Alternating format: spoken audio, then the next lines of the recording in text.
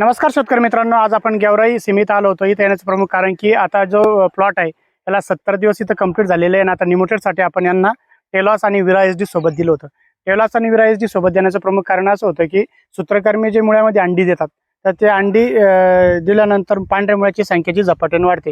तर ते विरा एसडी मध्ये जर कधी पाहायला गेलं तुम्ही ह्युमिक ॲसिड येतं, फ्लिविक ॲसिड येतं, ॲम्युनो ॲसिड येतं, व्हिटॅमिन सी, व्हिटॅमिन ई आणि एक आणखी स्टेरॉइड येतं. त्याच्यात 2-4 प्रकारचे स्टेरॉइड येतात जे की मुळ्यांची पांढऱ्या मुळ्याची जी कक्षा आहे ते वाढवतात आणि झाड निरोगी बनवतात. जिथं पांढऱ्या मुळ्याची कक्षा जर कधी वाढली तर निमोटेडची जी संख्या असते तिथं तुम्ही जी अंडी देणार आहे तर ते तिथं कमी होतं. आधी पहिले टेलॉस देऊन घ्यायचं किंवा सोबत तुम्ही विरा एसडी आणि टेलॉस दिलं तरी त्याचे रिझल्ट बेस्ट येतात. या प्लॉटलाही आपण दिलेलं होतं. भरपूर शेतकऱ्यांना शंका होती की आपण टेलॉस मागच्या वर्षी सोडलं होतं तर एकच वेळेस सोडलं होतं. तसं करू नका शेतकरी मित्रांनो. दर 25 दिवसाला जर का तुम्ही त्याची सायकल बनवली तर रिझल्ट अतिशय सुंदर येतात.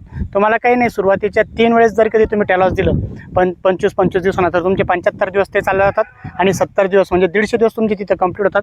नंतरला थंडी पडल्यानंतर प्लॉट एकदम ग्रोथमध्ये असतो. नंतर तुम्ही ज्यावेळेस थंडी पडेल त्यावेळेस फर्टिलायझर चालू केलं तर कंदही वाढीस फायदा होतो.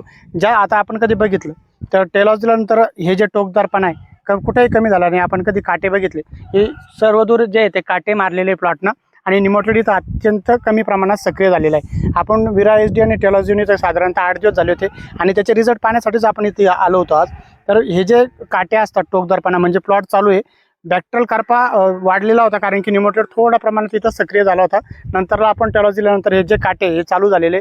टेलॉस दिल्यानंतर त्याचा रिझल्ट कसे आले तर हे जर का तुम्हाला चेक करणार असेल तर 5 ते 6 दिवसानंतर टेलॉस आणि विरा एसडी दिल्यानंतर तुम्ही प्लॉटवरती यायचं आहे. तुमचा जो प्लॉट आहे सकाळी किंवा संध्याकाळच्या टायमाला जर कधी ऑब्झर्वेशन केलं तर पूर्णतः टोकदारपणा दिसतो. तुम्ही जर कधी तुमचा दुपारी चेक केलं तर टोकदारपणा जो असतो थोडा नॉर्मल प्रमाणात टेम्परेचर जास्त असेल तर कमी दिसतो, पण सकाळी किंवा संध्याकाळी तुमचा जो प्लॉट आहे पहिल्यापेक्षाही सक्रिय झालेला तुम्हाला तिथे दिसून येतो. तुम्हाला जर कधी निमोटेडसाठी उत्तम रिझल्ट घ्यायचे असेल तर तुम्ही विरा एसडी आणि टेलॉसची जी रिकमेंडेशन आहे, विरा एसडी 250 ग्रॅम आणि टेलॉस 2 लिटर पर एकरसाठी वापरा. रिझल्ट अतिशय सुंदर येते. शेतकरी मित्रांनो, जर आमचा व्हिडिओ आवडला असेल तर व्हिडिओला शेअर आणि आम्हाला फॉलो करायला विसरू नका. धन्यवाद.